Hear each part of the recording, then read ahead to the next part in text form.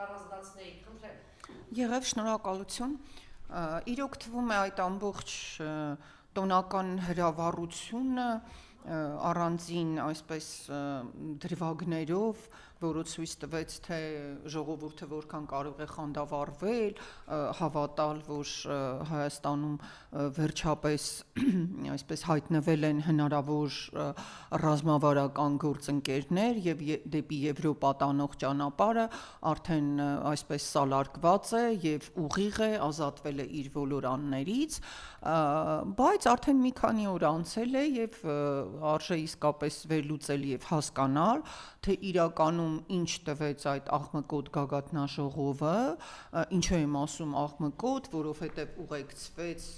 այսպես ռազմավարական հաղորդակցության, այսինքն PR տեխնոլոգիաների ակտիվ կիրառմամբ, որին մասնակցեցին նաեւ եվրոպական այդ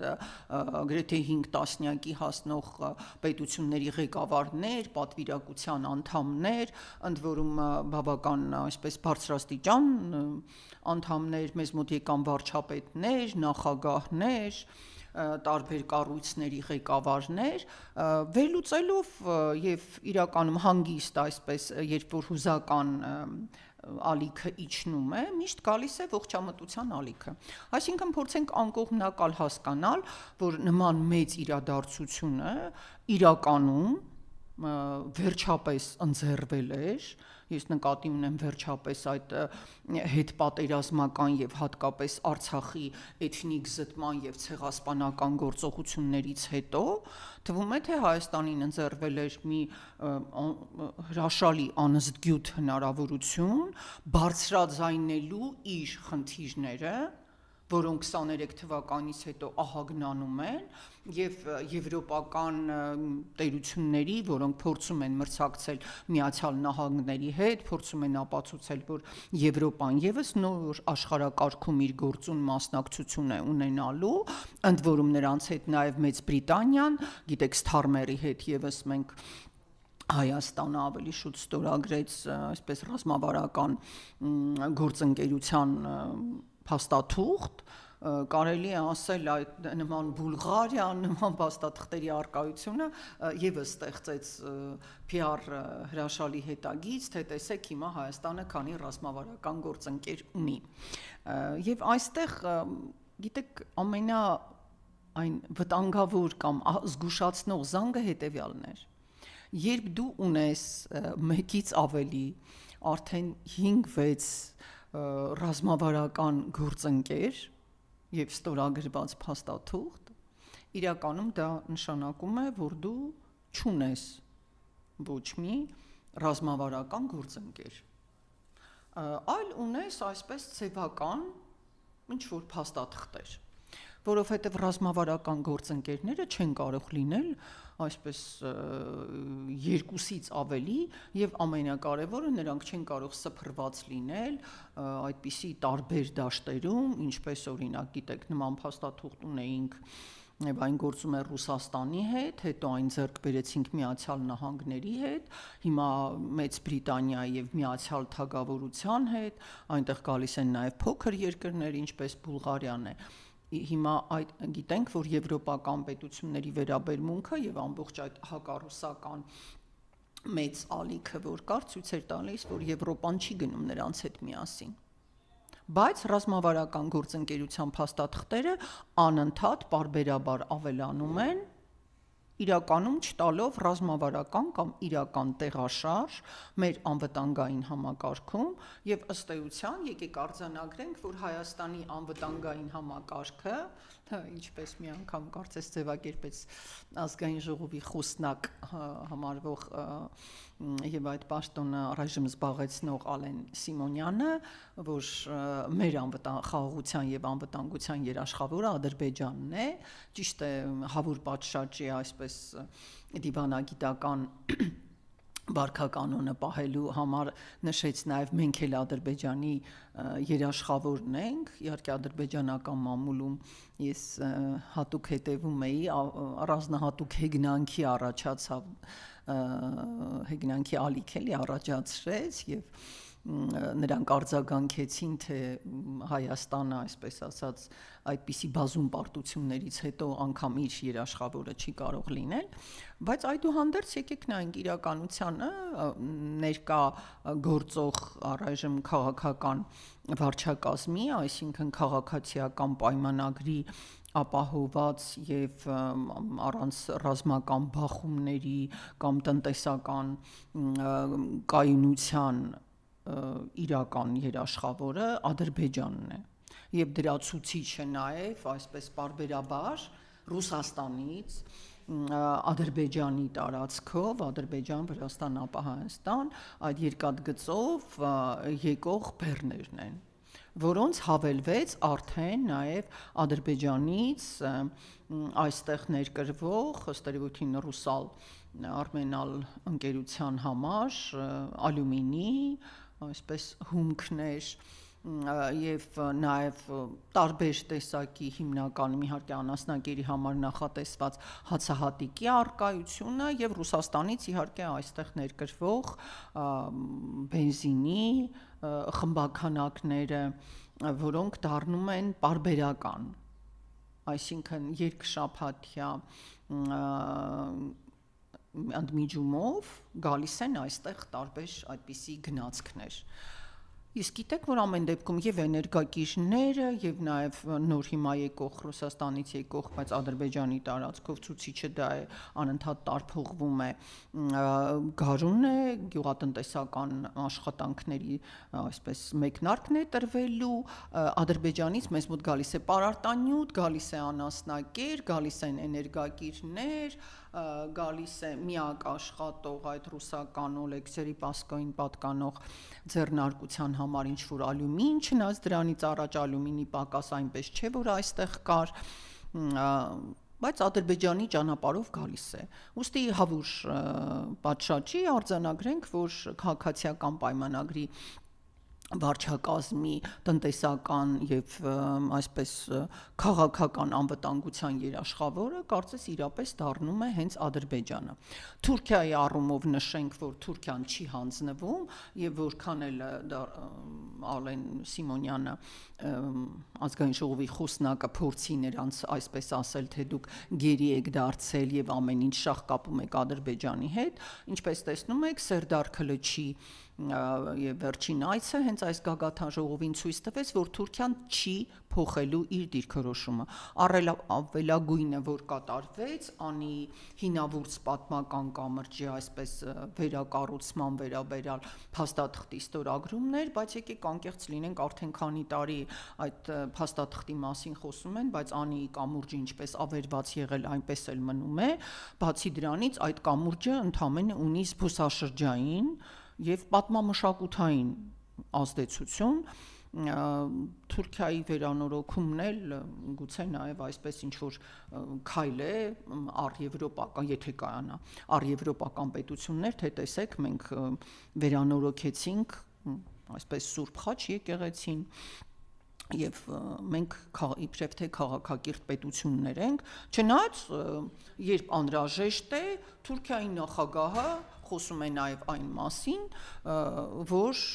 իրենք ինչպես Հայաստանին ոչնչացրին եւ Ղարաբաղը փաստորեն հանձնեցին Ադրբեջանին, այդպես էլ իրենք կարող են պատասխանել եւ Իսրայելին եւ մյուս պետություններին։ Այսինքն Թուրքիան մնում է անհողդողտ, ինքը չի ստանձնում անվտանգային այդ որոշակի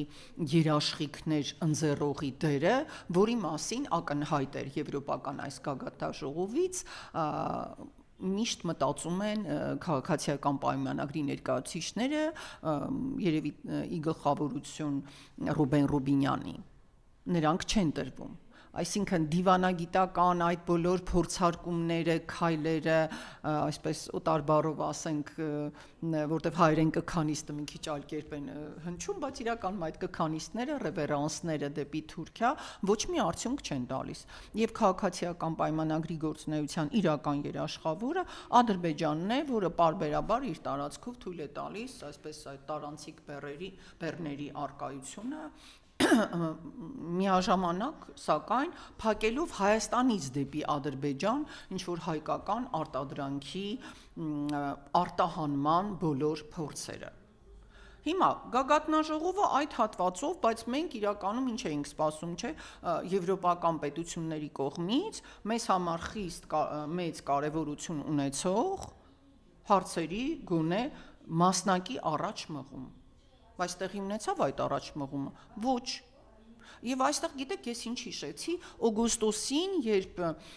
Դոնալդ Թրամփի հետ ստորագրվում էր այդ հետագայում Թրամփի ուղի կամ TRIP անունը ստացած փաստաթղթի նախաստորագրումը, հուշագիրը, այդ ամբողջ գործունեությունը, ոգևորությունը, երբ նաև Նիկոլ Փաշինյանը այսպես պահում էր այդ փաստաթղթի թղթապանակը, հպարտանում էր, սկզբից իրեն էր ծածկել, հետո տեսավ, որ պետք է թղթապանակը մի փոքր այն կողմ տանել, եւ ինչ ոգևորություն էր, որ տեսեք, Ամերիկան կգա, կօգնի, գումարներ կգան, եւ վերջերս էլ երբ JD Vance-ը այցելեց Հայաստան, հույսեր կային, որ ինչ որ ռեալ ներդրումներ կարվեն եւ այլն, սակայն մենք տեսնում ենք, որ իրականում ոչինչ էլ տեղի չունեցավ։ Փաստաթուղթ էր ստորագրվեց, դրվեց համապատասխան գզրոցներում եւ իրականում հիմա Ամերիկան գրեթե կարծես չի էլ զբաղվում այդ TRIP-ի մշակման իրական հիմքերի դրմամբ, դրա փոխարեն այդ խնդրով մտահոգ եւ ռեալ գործունեություն է ծավալում Ադրբեջանը եւ Թուրքիան։ Այսինքն TRIP-ից նրանք ստացան գործնականը, իսկ մեզ մնաց միայն հանդիսավոր տոնականը։ Ցավոք այս գագաթնաժողովում էլ կարծես մեզ մնում են միայն տոնական այդ դափնիները եւ երևի պատմական հիշողություն դարձող այն նկարները, որ հաջողացրին Հայաստանի Հանրապետության որոշ քաղաքացիներ անգամ իրենց երեխային Մակրոնի գիրկը տալ եւ նրանց հետ նկարվել։ Նկարվելուց անդին կարծես կրկնում ենք այդ նույն ճանապարհը։ Փաստաթղթեր, խոստումներ եւ մեր լսարանի օգտագործում հանուն սեփական շահերի, իսկ գործնականում ոչինչ։ Նիկոլ Փաշինյանը շատ է սիրում իրական բառը, չէ, եւ այն շահարկում է, չգիտես ինչու դնում է Հայաստան բառի Հայաստան պետության կողքին իբրև որոշիչ, այնինչ դա շատ վտանգավոր է, պետությունները միշտ են իրական, իրենց անգամ, չգիտեմ, կապիտուլացված կամ տարբեր իրավիճակներում գտնվող վիճակով, եւ պատմությունն էլ է իրական, որովհետեւ նա փաստագրված է, բայց փաստորեն այս իրական բառը ցույց է տալիս, որ իրական գործեր, իրական ներդրումներ, իրական առաջընթաց դարձյալ մեզ բաժին չի ընկնում։ Բայց շտապեմ արձանագրել իմ կարծիքը, դրա մեղավորը ոչ այնքան եվրոպական պետություններն էին, որոնցից ես կարծում յուրաքանչյուրը լավագույնս իր առջև դրված նպատակը իրագործեց, այլ Հայաստանի իշխանությունը, որը բացարձակ չօգտագործեց այդ առիթը։ Բացարձակ միլիմետր անգամ չշարժվեցինք դեպի մեր խնդիրների լուծում եւ դեպի այսպես եվրոպական ժողովրդավարության ճանապարհ, այլ ճիշտ հակառակը։ Ակնկալում էինք, որ այդ գագաթնաժողովից հետո ոչ թե ինչ որ թղթեր կստորագրվեն, այլ իրապես պարզ կդառնա թիվ 1 հարցը, մեր գերիների խնդիրը, անհետ կորածների վերաբերյալ գոնե ինչ որ տեղեկատվության ձեռքբերումը եւ մեր սահմաններին իրական երաշխիքների, այսպես միջազգային երաշխիքների ապահովումը, Ադրբեջանում վայրագորեն ոչնչացվող հայկական մշակութային ժառանգության ցեղասպանության կասեցումը։ Բայց դա ոչ միայն տեղի չունեցավ, այլ հակառակը։ Տեսեք, Ֆրանսիան օգտագործեց իր նպատակների համար, դա այդպես հակառուսականության քարոզներ, եւ իհարկե կարելի է ասել վարպետաց դաս հոտար բառով ասած մաստեր կլաս ցույց տվեց Զելենսկին, թե ինչպես կարելի է օգտագործել իր համար բացարձակապես այսպես թշնամական, մենք իրոք Զելենսկու համար թշնամական պետություն ենք, որովհետև ամբողջ 44 օրյա պատերազմի ընթացքում ինքը բացարձակ աջակցել է Ադրբեջանին եւ առաջին Ադրբեջանին շնորհավորող պետություններից մեկն է եղել, իբրև նաեւ Իսրայելի գործընկեր, զենքեր է մատակարարել հայտարարել տարբեր Ադրբեջանին, այսինքն մեր հանդեպ դրսևորել է բացարձակ թշնամական վերաբերմունք, բայց ինքը եկավ օգտագործեց այդ գագաթնաժողովի քաղաքական համայնքի մեծ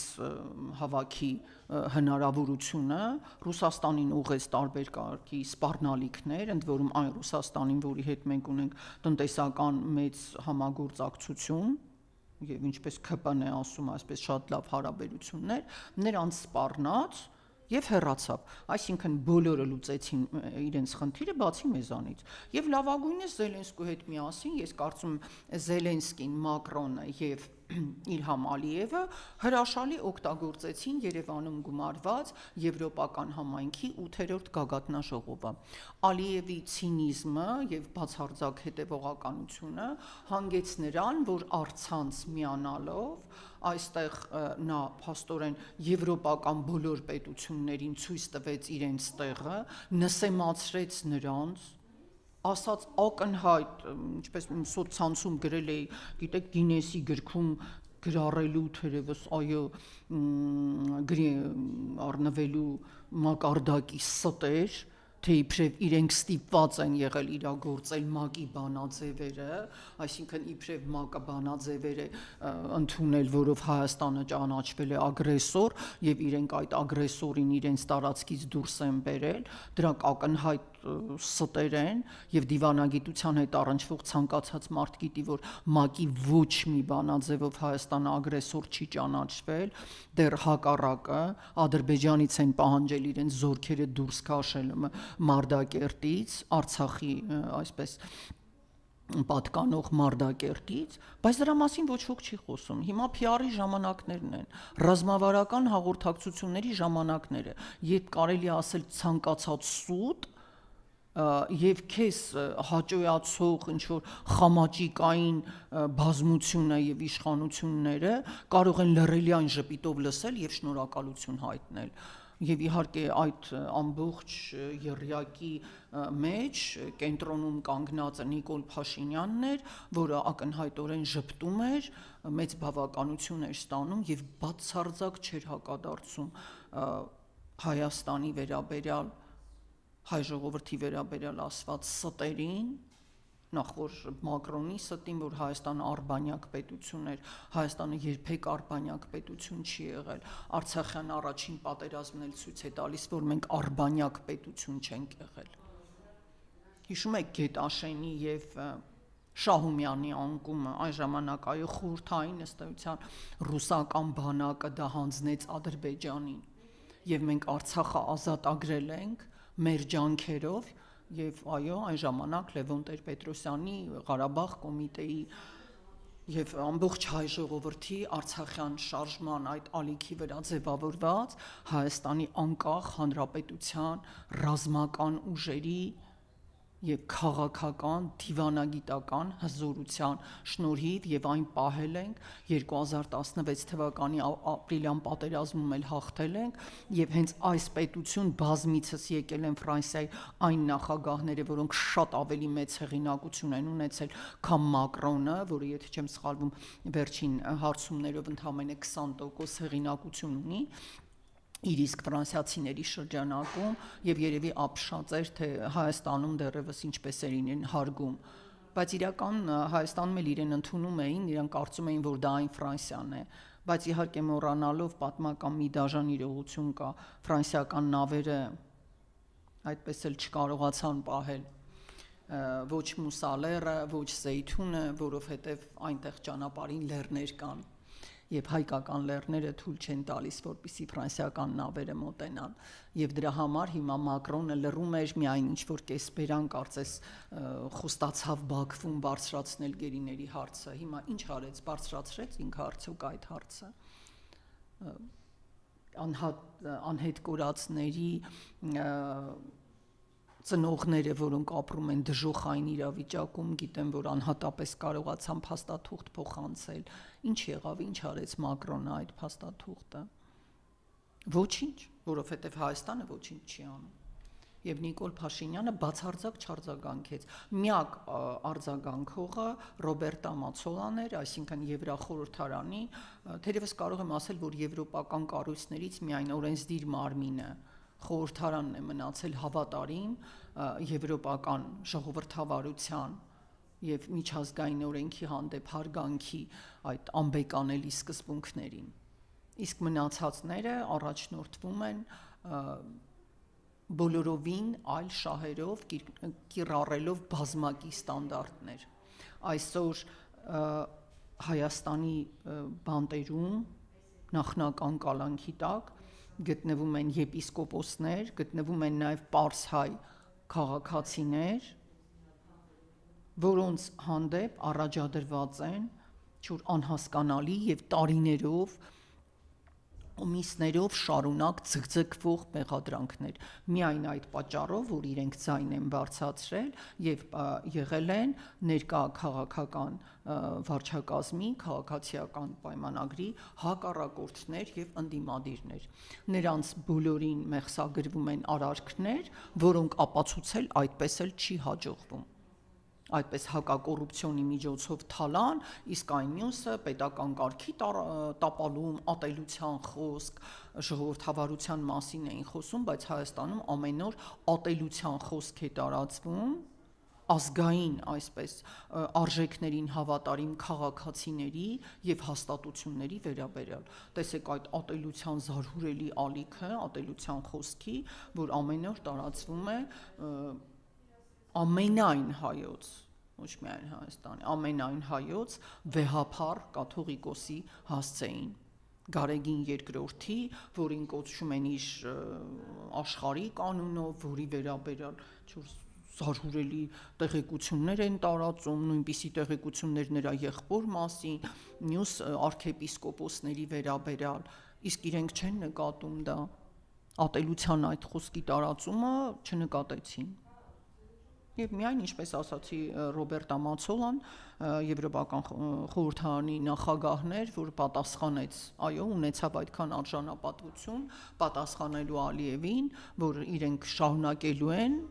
հետևել իրենց արժեքներին։ Բայց եվրոպական գործադիր իշխանությունը բացարձակ դրանով չի զբաղվում։ Իսկ Մակրոնը եկավ ժպիտներ սփռեց, ինքը կարծես գնաց անգամ Գյումրի, որի Շիրակի թեմի հոգևոր առաջնորդը Միքայել arczepiskopos Աջապահյանը, որը նաև առողջական ծանր Գողգոթայով անցավ, մինչև հիմա բացարձակ անհիմն մեկուսացված է անգամ հոգևոր ծառայությունից, իրավունք չունի մտնելու եկեղեցու եւ հոգևոր ծառայություն կատարելու։ Այսինքն ես կարծում ինչպես Թրամփի հետ այդ հանդիպումից հետո բարձրացավ հրճվանքի հուզական մեծ ալիք, իսկ հիմա մենք ունենք գործնական գրեթե 0 քայլեր, ցավոք այս գագաթնաժողովն էլ դարձավ, գիտեք, մեծ հնարավորությունները բաց թողնելու կամ փշրելու ահավոր տխուր նախադեպերից մեկը։ Երևի հետագայում քաղաքական եւ դիվանագիտության դասագրքերում կգրվի, թե ինչպես 26 թվականի մայիսի 4-ից 5-ի երկու գագաթնաժողովները չէր կարելի անցկացնել, այսինքն չօգտագործել այդ գագաթնաժողովները սեփական խնդիրը բարձրացնելու համար, այլ ընդհակառակը դառնալ գործիք, որպիսի օտար պետությունները գան եւ անցկացնեն իրենց օրակարգերը։ Նորից հատուկ ուզում եմ անդրադառնալ մեր ամենացավոտ խնդիրներից մեկին, Հայաստանի Հանրապետության քաղաքացիների, մեր հայկական արժեքների համար եւ հայոց պետության համար պայքարած հայրենակիցների Բաքվում գտնվելու եւ այնտեղ ըստ էության խոշտանգումների ենթարկվելու փաստի վրա։ Ոչ մի խոսք դրա մասին չհնչեց։ Նիկոլ Փաշինյանը թերևս կարծում է, որ այդ մարդիկ իրեն Հայաստանի Հանրապետությունում կարող են խանգարել կամ փչացնել այն հովվերգական պատկերը, որ ինքը ստեղծել է, թե խաղաղություն է եկել։ Ոչինչ չասացին, այնինչ մենք գիտենք, միանալով Ռուբեն Վարդանյանի օրինակին, Արցախի ազգային ժողովի կարճ ժամանակ նախագահ հանդիսացած եւ այնուհետեւ Բաքվի բանտում ապօրինի դատավարության եւ խոշտանգումների ու կտանքների ենթարկվող Դավիթ Իշխանյանը դարձյալ դիմեց Հայաստանի Հանրապետության մարդու իրավունքների պաշտպանուհուն եւ իհարկե դարձյալ զրո արձագանք, որովհետեւ պարզվեց Հայաստանում անգամ մարդու իրավունքների պաշտպանի հաստատությունն է վերածվել քաղաքացիական պայքարի գործիքի եւ ինքը պաշտպանում է արդեն ոչ թե մարդու իրավունքները, Հայաստանի Հանրապետության քաղաքացիների իրավունքները, այլ առերևույթ հիմնավոր մենք ոչ միայն կասկածներ, այլև համոզումներ ունենք, որ ինքը պաշտպանում է միայն քաղաքացիական պայմանագրի, ավելի ճիշտ Նիկոլ Փաշինյանի քաղաքական ուղեգիծը, անընդհատ թերևս արդարանալով, որ ինքը չունի լիազորություններ, դա բացարձակ անհեթեթ, այսպես պնդում է, ինքը կարող է բարձրացնել իր ձայնը, կապվել, ասում են, այսպես իրենց անվտանգությունը երաշխավորող եւ արդեն ինչ որ բարեկամ չէ, խաղաղասեր երկիր է Ադրբեջանը։ Ինչու նա չի միանում, ինչու չի միանում իր գործընկեր, այսպես ձևակերպենք, Ադրբեջանի մարդու իրավունքների պաշտպանուհու հետ։ Ինչու, որովհետև թերևս Նիկոլ Փաշինյանից կամ քաղաքացիական պայմանագրի այսպես որոշումներից արդեն իրազեկված է, որ այդ գիծը իրենք առաջ չեն մղում, որ այդ քաղաքացիների խնդիրներով զբաղվել պետք չէ, միայն արտգործնախարարը կարող է ինչ-որ հերթապահ ըստ էության զրոյական ՕԳԳ օգտակար գործողության գործակից ունեցող ինչ-որ հայտարարություններ կատարել։ Բնականաբար այդ նույն ճակատագրին արժանացան բռնի անհետացածները, անհետ կորածները, ոչ ոք նրանց խնդիրներով չի զբաղվում, ոչ ոք։ Արցախում ոչնչացվող մեր մշակութային ժառանգությունն էլ ոչ ոքի չի հետաքրքրում, միայն Ադրբեջանը կարող էր այդպես հոխորտալ, որ իրենք գոյություն չունեցող բանաձևեր են իրականացնել։ Միով բանիվ այդ ամենը այս տխուր գագաթնաժողովի մասին, այսինքն հյուրերը եկան, նվագեցին, երգեցին, արտահայտվեցին, զբոսնեցին, գնացին, իսկ մենք մնացինք նույն ցավոք սրտի կոտրած տաշտակի առաջ։ Եվ փորձենք անդրադառնալ նաև այսպես հենց այս շաբաթ այդ նույն համապատկերում, գիտեք, եվրոպական այդ փայլի եւ պայծառության համապատկերում Հայաստանում իրավապահ ուժերի զարհուրելի այդ եւ ընդհանրապես մեզ մոտ օրենքի հանդեպ, օրենքի կիրառման այսպես հանդեպ օբշեցուցիչ զարգացումների մի շղթայի, որին ականատես եղանք Վեդիում եւ կանխավ ուզում եմ իմ շնորհակալությունն ու հարգանքի հավաստիքը հայտնել Սյուզի Բադոյանին, այն լրագրողին, որը բարձրաձայնեց Վեդիում կատարվող այդ զարհուրելի դեպքերը։ Մեզ մոտ փաստորեն ըստ էության մանկապղծության կանոնավոր պարբերական գործողություններ են կատարվել ակնհայտ առողջական խնդիրներ ունեցող անչափահաս երեխաների հանդեպ եւ դատախազությունը քննչական մարմինները այդ ամենը թաքցրել են եւ միայն այն աղմուկից հետո որը բարձրացրեց լրագրողը կարծես մենք նկատում ենք որոշակի տեղաշարժ բայց ինչքանով հիմա էլ նկատելի է եւ հարգանքներիս հավաստիք այդ անառակաբար գործողությունների զոհ դարձած աղջիկների փաստաբաններին, որոնք ահազանգում են օրենքի այն բազում խախտումները, որ տեղի են ունենում, եւ թե չեմ սխալվում, այսպես հպանցիկ տեսա, որ հանրապետության վարչապետը լրագրողները երբ այդ հարցը տվեցին, ասում էր ինչ է եղել Վեդիում։ Այսինքն իրենք այսպես հրաշալի գիտեն, թե Ադրբեջանի ղեկավարությունը ինչ մեղադրանքներ կարող է մեզ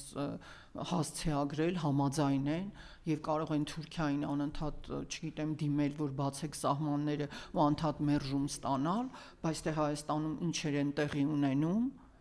եւ իրավապահները ինչու չեն արձագանքում, այսինքն ինչ թաքնված կապեր կան, օրենքը Հայաստանում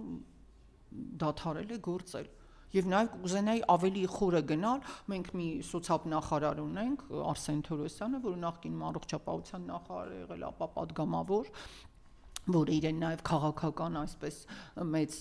ռազմավարի համարում է վերապահում եւ անգամ դատողություններ է կատարում մեր եկեղեցիների ընդհանրապես եկեղեցիների ավերման մասին Ադրբեջանում արդարացնելով դա նրա համար արդեն Արցախը եւ ամեն ինչ Ադրբեջան է այդ քաղաքացին ինչու չի զբաղվել մամուլը նշում է որ այդ ընտանիքը ինքը սոցիալապես խոցելի ընտանիք է եղել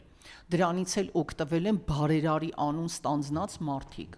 ես ուղղում եմ իմ խոսքը Արսեն Թերոսյանին ինչու ինքը չի զբաղվում սոցիալապես խոցելի այդպիսի ընտանիքների հաշվառմամբ եւ նրանց անդամների հատկապես անչափահաս երեխաների պաշտպանությամբ ես կարծում եմ կրթության եւ գիտության մշակույթի եւ սպորտի նաեւ այդպիսի խոշոր միաձուլված կառույցուն ենք չէ նախարարության համապատասխան աշխատակիցներն էլ պետք է հետաքրքրվեին թե ինչ վիճակում են այդ աշակերտուհիները այնտեղ մարզպետարան համայնքապետարան Եվ գիտեք, արդեն առաջանում են մթին եւ վատ կասկածներ, որ կան բազմաթիվ այդպիսի զոհեր, որոնք եւ հոգեբանական եւ այսպես առողջական տարբեր խնդիրների պատճառով չեն էլ կարող բարձրաձայնել իրենց հետ տեղի ունեցածը եւ շարունակաբար ենթարկվում են բռնության Բայց եթե ինչ որ հիմա ընտրարշավն է, չէ, որևէ այսպես ընտրական շտաբում իհարկե Սափեյանը օրինակ Թալինում կարող է բոլորին ինչ ասես տալ եւ դա ընտրակաշարք չլինի, բայց մարդիկ օրինակ խոստանան աշխատանք ընտրություններից հետո, եթե իրենց ձայն տան, դա դիտարկվի իբրև ընտրակաշարք։ Այ դա մանրամասն կուսումնասիրեն, բայց այդպիսի զարհուրելի դեպքեր անառակաբարո գործողությունների, որ կատարվում են անչափահասների հանդեպ եւ ոչ թե 1-2 անգամ այլ պարբերաբար այդ խնդիրներով ինչ որ ոչ ոք չի զբաղվում Այսինքն մեր իրավապահ համակարգը ամբողջ ուժով այդ գլխավորությամբ հակակոռուպցիոն մարմնի միայն միակողմանի ընտրակաշարքներ է տեսնում քաղաքացիական պայմանագրի կողմից կատարվող գործողությունները ընտրակաշարք չեն դիտարկվում այսպես միակողմանի արդարադատություն է միակողմանի ժողովրդավարություն է Հայաստանում հաստատվել Եվ մենք այո ապրում ենք այդպիսի բարդ իրավիճակում եւ միակ հանգուցալուծումը որպես ավարտ որ կուզենայի այսպես ամրագրել դա հետեւյալն է մեր քաղաքացիները պետք է գիտակցեն որ իրենց ընտրությունը չափազանց կարեւոր է իրենք իրենց ընտրությամբ կարող են փոխել Հայաստանում իրավիճակ ստեղծվել է եզակի հնարավորություն գագաթնաժողովի ինձեռած հնարավորությունները ԿՊ-ն բաց թողեց բայց մեր քաղաքացին ընտրելու իրավունք ունեցող քաղաքացին ընտրության շնորհիվ Հայաստանում մեծ փոփոխությունների հասնելու այդ հնարավորությունը չի կարող եւ չպետք է բաց թողնի Շնորհակալ եմ